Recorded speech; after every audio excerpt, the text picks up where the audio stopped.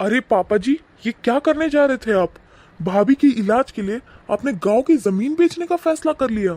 अरे आपको पता है कि आने वाले समय में उस जमीन की रेट कितनी ज्यादा बढ़ने वाली है। और एक बात बताइए, जितना हक इन लोगों का उस जमीन पे है उतना हम लोगों का भी तो है। अगर आपको भाभी का इलाज करवाना ही है ना, तो उनके नैहर उनके घर वालों से पैसे मांगिए। हमारी जमीन बेचने की आपको कोई जरूरत नहीं है। हाँ जी पापा जी, ये बिल्कुल सही कह रहे हैं। आज भाभी की तबीयत खराब है तो आप जमीन बेचने को तैयार हो गए हो। कल कोई और प्रॉब्लम होगी तो क्या घर बेच दोगे क्या? और नहीं तो क्या पापा, भैया बिल्कुल सही कह रहे हैं। अगर आपको इलाज कराना ही है भाभी का तो उनके घर वालों से पैसे मंगाओ ना। और उसके बाद भी अगर आपको जमीन बेचनी है तो जमीन के ना 3 हिस्से होंगे। एक मेरा, एक वरुण भैया का, और तीसरा जो बचेगा उससे आप भाभी का इलाज करा लेना। और उसके बाद भी अगर पैसों की जरूरत पड़ी ना तो इनके मायके से ही मंगवा लेना, बात ही खत्म। अरे बंद करो अपनी बकवास। शर्म नहीं आती तुम लोगों को? तुम्हारी भाभी यहाँ बीमार है और तुम लोग भाभी को देखने आए हो? नहीं, तुम लोग भाभी को देखने नहीं आए हो। असल में तो तुम लोगों को जब पता चला कि जमीन बिक रही है तो तुम लोग जमीन के द्वारा खींचे चले आए हो यहाँ पर। वाह रे वाह, कैसी औलादे हो तुम लोग। ऐसे तो मेरे लाख बुलाने पर नहीं आए, पर जैसे ही पता चला कि जमीन बिकने वाली है तो 1 मिनट भी नहीं लगाया यहाँ आने में। और तुम कीर्ति, क्या कहा कि भाभी के मायके से पैसे ले आना, जमीन बेचने की जरूरत नहीं है, जमीन के 3 हिस्से करवाना चाहती हो। तुम्हें ये पता है कि जब तुम्हारी शादी हो रही थी तब मेरे पास पूरे पैसे नहीं हो रहे थे। तब तुम्हारी भाभी ने अपने सारे गहने बेच दिए सिर्फ तुम्हारी शादी के लिए। ये बेचारी खड़ी रही, मेरा साथ दिया। समझ गई? किसी ने भी तुम्हारे शादी में पैसे नहीं लगाए थे। मेरे पास जो थे मैंने वो लगाए। जब वो कम पड़ गए तो बहू आगे आई, मेरा साथ दिया, अपने सारे गहने बेच डाले। और तेरी शादी के अलावा जब तेरी माँ बहुत बीमार थी ना, तब ये बेचारी घर का सारा काम करती थी और उसके बाद ट्यूशन पढ़ा पढ़ा के इसने पैसे जमा किए हैं तुम्हारी माँ के इलाज के लिए। अरे मैंने तुम्हारे इस वरुण भैया को कितनी बार बुलाया पर इसके कानों में जू नहीं रहेंगी।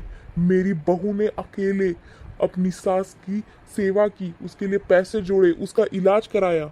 और जब माँ मर गई तब उसके अंतिम संस्कार में गांव वालों को दिखाने के लिए आ गए और घड़ियाली आंसू बहाने लग गए।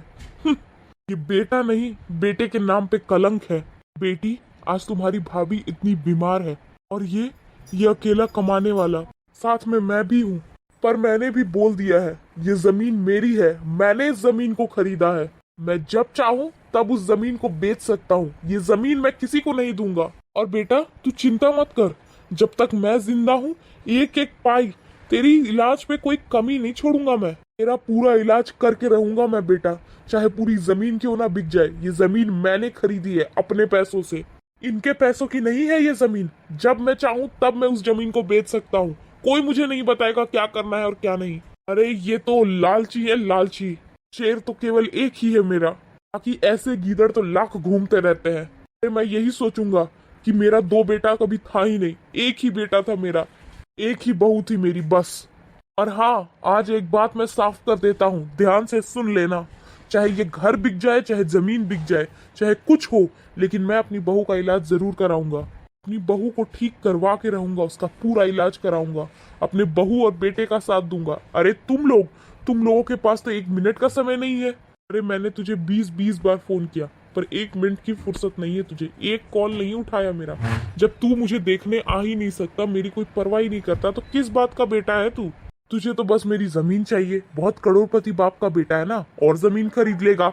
निकल जा मेरे नजरों से, मुझे तुझे देखने का भी मन नहीं है, चला जा यहाँ से।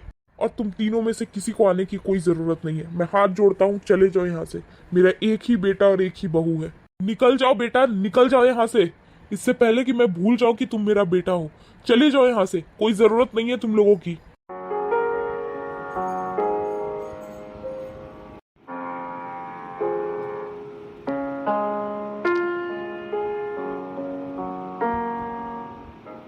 Guys, for more such videos, do like and subscribe the channel and share these videos and shorts with your friends and family.